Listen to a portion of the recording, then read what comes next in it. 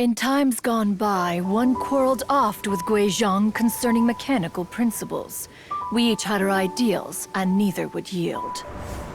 Under the pretext of a social gathering, one invited the impartial Rex Lapis to judge the quality of our creations.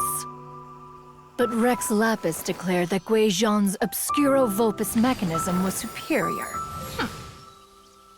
Though one was too proud to acknowledge it, in one's heart, one knew that Guizhong was indeed the superior talent in the mechanical arts. As for the story between Guizhong and Streetward Rambler, that begins with a certain bell. In Guizhong's opinion, while mechanisms were no substitute for human composers, they were yet capable of producing simple but fine melodies.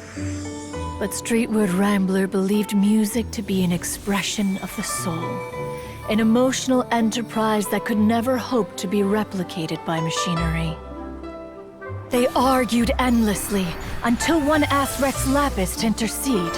He confiscated the bell and designated it for ceremonial use. Thereafter, one would often find them convening in the mountains, discussing music, mechanics, and all the affairs of the mortal world. But these good times were not to last. War broke out between the gods, and soon engulfed the Guili Plains.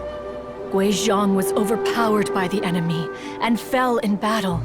When Streetward Rambler and I arrived at the scene at long last, all that remained among the ruins was her lifeless body. After this, at Streetward Rambler's request, Rex Lapis granted her the cleansing bell for safekeeping.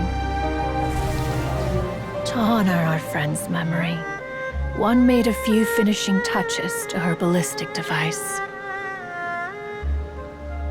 Many lantern rites have passed since then. Many greetings and goodbyes. Upon what do you gaze? The Guili Plains? No. It's everything.